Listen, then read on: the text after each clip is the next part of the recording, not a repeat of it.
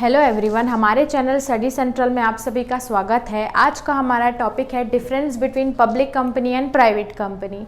पहले हम मीनिंग जानेंगे कि पब्लिक कंपनी और प्राइवेट कंपनी होती क्या है। प्राइवेट कंपनी वो होती है जो कि कोई भी दो मेंबर्स आपस में मिलकर स्टार्ट कर सकते हैं, जिसमें गवर्नमेंट का कोई रोल नहीं रहता, गवर्नमेंट उसमें कोई भी इंटरफेरेंस नहीं रहता। पब्लिक कंपनी वो होती है जो कि स्टार्ट की जाती है सेंट्रल गवर्नमेंट और या स्टेट गवर्नमेंट, जो कि गवर्नमेंट्स के रूल्स एंड रेगुलेशंस और गवर्नमेंट उसको पूरा मैनेज करती है, वो होती है पब्लिक कंपनी।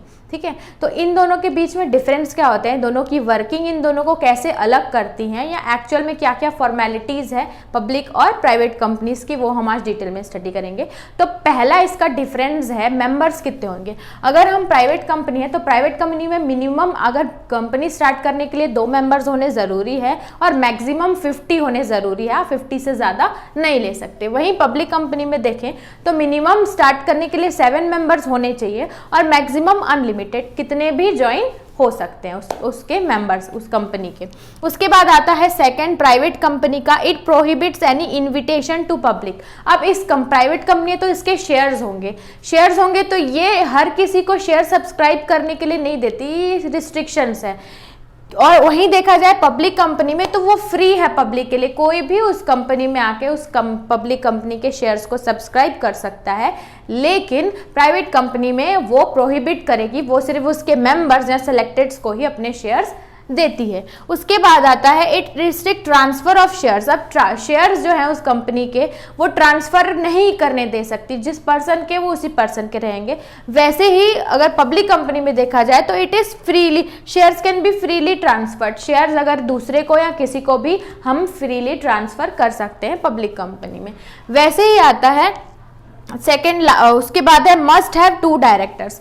प्राइवेट कंपनी में मिनिमम 2 डायरेक्टर जरूरी होते हैं और वहीं पब्लिक कंपनी में देखा जाए तो एटलीस्ट 3 डायरेक्टर्स होना जरूरी है। लास्ट हमारा जो डिफरेंस है, loan can be granted to directors without central government approval.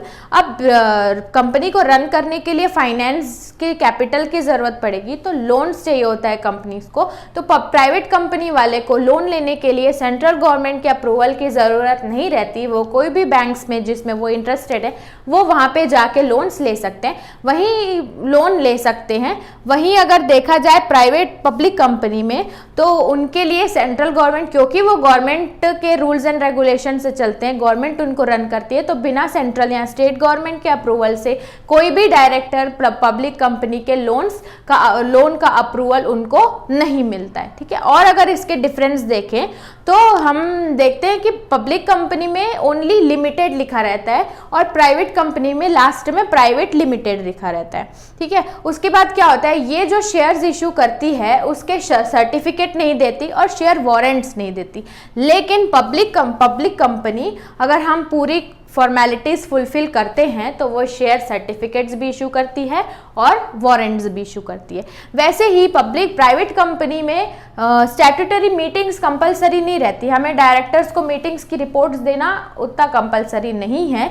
उसी तरफ पब्लिक कंपनी में स्टैट्यूटरी मीटिंग जो रहती है वो मस्ट रहती है और डायरेक्टर्स और मेंबर्स को सारी रिपोर्ट स्टैट्यूटरी मीटिंग की इशू की जाती है। ठीक है, तो ये था difference between public company and private company. मिलते हैं नेक्स्ट वीडियो में नेक्स्ट टॉपिक के साथ, तब तक के लिए थैंक यू।